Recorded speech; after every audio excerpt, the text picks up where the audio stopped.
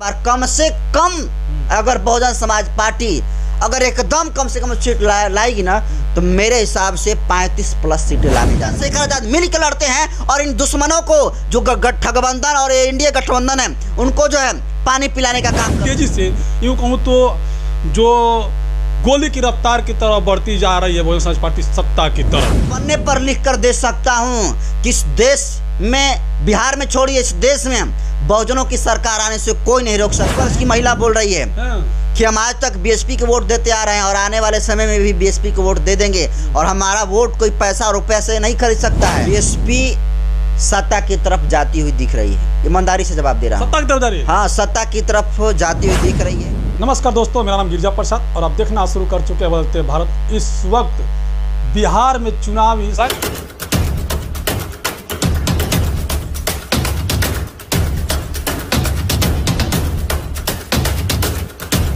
जो सरगर्मियां हैं बहुत तेज हो चुकी है, लेकिन उसी बीच में इंडिया गठबंधन और एनडीए गठबंधन के बीच में एक और पार्टी जो बहुजन समाज पार्टी है वो बिहार में पूरी तरह से एंट्री कर चुकी है। 243 सीटों पर चुनाव लड़ने जा रही है, जिसको लेकर के एनडीए गठबंधन और इंडिया में कहीं ना कहीं तनाव मचा हुआ है। उस पर हम लोग बात करेंगे। नरेंद्र बसंत जी हैं, पुराने पत्रकार हैं, काफ़ी जानकार रखते हैं खास करके बिहार में, तो उसी पे चर्चा करेंगे हम लोग।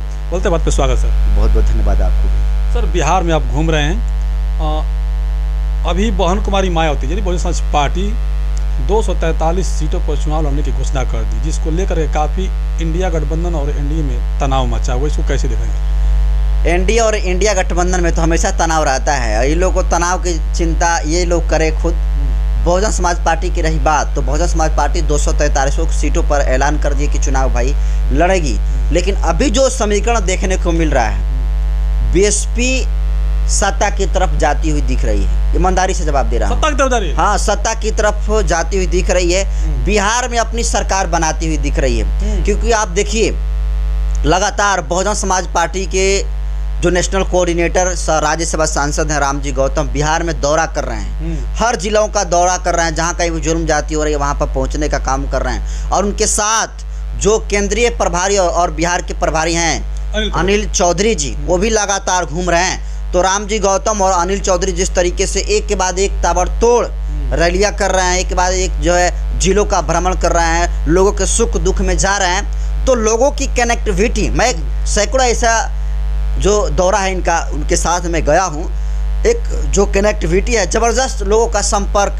जनाधार इन लोगों को मिल रहा है और बहुत जगह इनको समर्थन इस रूप में मिल रहा है कि जाइए हमारा वोट तो आप ही को जाएगा। 80 वर्ष की महिला बोल रही है कि हम आज तक बीएसपी के वोट देते आ रहे हैं और आने वाले समय में भी बीएसपी को वोट दे देंगे और हमारा वोट कोई पैसा रुपया से नहीं खरीद सकता है। जो कैडर वोट है बीएसपी को तो पड़ेगा ही पड़ेगा। और देखिए 2005 में बहुजन समाज पार्टी जिस तरीके से बिहार में 5 सीटें लाने का काम किया था, 5 सीटें, और अब देखिएगा इस बार कम से कम अगर बहुजन समाज पार्टी अगर एकदम कम से कम सीट लाएगी ना तो मेरे हिसाब से 35+ सीटें लाने जा रही है। 35+ सीट एकदम किंग मेकर की भूमिका में रहेगी। बीएसपी के बिना किसी की भी सरकार इस बार बनने वाली नहीं है। और आज देखिए बनेगी कैसे वो भी समझिए। बहुत सारे लोग कहें कि धावाबाजी कर रहा है। आप एनडीए में देखिए चिराग पासवान है, दलितों के चेहरा के तौर पर जीताराम मांझी है, लेकिन बिहार में जहाँ कहीं भी जुल्म जाती हुआ ये लोग एक भी मामले पर पहुंचने का काम नहीं किए हैं। नहीं जा रहे हैं, एकदम नहीं, न जा रहे हैं, न ट्वीट कर रहे हैं। जाने के बाद छोड़ दीजिए, ट्वीट तक नहीं है इनके ट्विटर पर। तो सोचिए कितना दलित हितैषी है, इससे तो इनका चेहरा एक्सपोज हो जा रहा है कि भाई हम पासवान समाज के व्यक्ति हैं, हमारे ऊपर हत्या हो रही है, आप नहीं जा रहे हो तो भाई आपको वोट कैसे देंगे। वही मांझी के साथ है, गया में कितना लोगों को जुर्म जाति बेघर किया जा रहा, हाथ काट दिया गया, उसके साथ उसके घर पर नहीं गए जीताराम मांझी। तो ये जिस तरीके से जुल्म जाति हो रहा है हर एक मामलों में बहुजन समाज पार्टी पहुंच रही है। तो भीम आर्मी तो पहुंच रही है वहाँ पर आजाद समाज पार्टी, तो भीम आर्मी कहीं ना कहीं हरासमेंट बहुजन समाज पार्टी को करेगी। इसलिए मैं ये कह रहा हूँ कि समय है बहन कुमारी मायावती जी को और चंद्रशेखर आजाद को कि समय रहते हुए चेत जाए।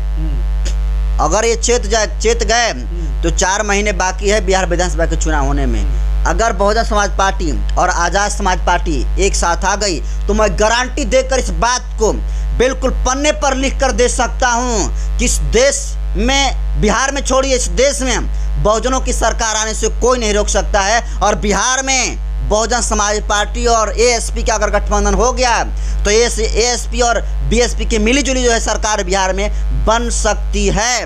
क्योंकि आप देखिए एक ही घर में जो बुजुर्ग हैं वो जो है बहुजन समाज पार्टी को वोट कर रहे हैं, जो युवा है वो चंद्रशेखर आज़ाद को वोट कर रहे हैं। तो कहीं ना कहीं वोट का जो है वो डाइवर्सन हो रहा है। वो जो है भाई मुट्ठी भर वोट है, उसी में जो है बीएसपी के ऊपर जा रहा है, उसी में जो है एएसपी के ऊपर जा रहा है। और इसको फायदा किसको मिल रहा है? थर्ड फ्रंट को मिल रहा है। इसलिए फायदा थर्ड फ्रंट को ना मिले, इसलिए चंद्रशेखर आज़ाद को और बहन कुमारी मायावती जी को गठबंधन करना बहुत ही जरूरी है। और मानवर कांशीराम साहब हो चाहे बाबा साहब भीमराव अम्बेडकर हों, वो क्या कहा करते थे? वो सत्ता की चाबी की बात किया करते थे। आज जुल्म जाति हो रही है, मोछ रखने पर हत्या हो रही है, चाय पीने पर हत्या हो रही है। अगर अच्छा कपड़ा दलित पहन लिया उसके लिए हत्या हो गई, बाइक चला लिया तो उसके लिए हत्या हो गई, कुर्सी पर बैठ गया मटके का पानी छू लिया उसकी हत्या हो गई। और ये हत्या लगातार हो रही है, लेकिन हत्या तब तक नहीं रुकेगी जब तक बहुजन समाज इस देश का हुक्मरान नहीं बनेगा, इस बिहार का हुक्मरान नहीं बनेगा। इसलिए बहन कुमारी मायावती जी और चंद्रशेखर आज़ाद जी आपसे हाथ जोड़कर विनती है कि समय है, चेत जाइए। न तो जो रिजल्ट दिल्ली के विधानसभा के चुनाव में देखने को मिला कि आप दोनों लोगों का वोट जो है नोटा के बराबर भी नहीं आया था, इस बार आपकी औकात बीता भर में नप जाएगी अगर आप समय रहते हुए नहीं चेते। तो इसलिए बहुजन समाज पार्टी कि सुप्रीमो बहन कुमारी मायावती जी और चंद्रशेखर आज़ाद जी आप भी अपना ईगो त्यागिए, और बहन जी भी आप दरिया दिल्ली दिखाइए, और चंद्रशेखर आज़ाद की जो गलतियां हैं उसको माफ करके बुलाइए कि आओ चंद्रशेखर आज़ाद मिल के लड़ते हैं और इन दुश्मनों को जो गठबंधन और इंडिया गठबंधन है उनको जो है पानी पिलाने का काम करते हैं। राम जी गौतम जी एक बयान आया है कि उन्होंने कहा कि अगर दोनों पार्टी में इतनी ताकत है इंडिया गठबंधन और एनडीए में, तो अकेला चुनाव लड़ के दिखाए। अकेला क्या बात कह रहे हैं? उनकी औकात बीता भर में नप जाएगी अगर अकेला चुनाव लड़ गए तो। बीजेपी जो है बड़ी पार्टी है, राष्ट्रीय बड़ी पार्टी, उसकी क्षमता नहीं है अकेले लड़ने की, क्योंकि उनको पता है कि अगर अकेले हम लड़ गए तो मतलब समझिए कि नोटा से नीचे भी बदतर स्थिति चला जाएगा। बीजेपी का ये स्थिति है। बहुजन समाज पार्टी के जो नेशनल कोऑर्डिनेटर राज्यसभा सांसद रामजी गौतम ने कहा है, एकदम ये बात सही उन्होंने कहा है कि बीएसपी की उतनी क्षमता है कि अकेले लड़ती है, लेकिन विचारधारा के साथ कभी भी समझौता नहीं करती है। बहुजन महापुरुषों की विचारधारा को आगे लेकर हमेशा बीएसपी की है, और उसके लिए किसी के भी साथ समझौता बीएसपी आज तक ना की है ना करेगी। उसके लिए चाहे हमको अकेले से ही लड़ना क्यों ना पड़े।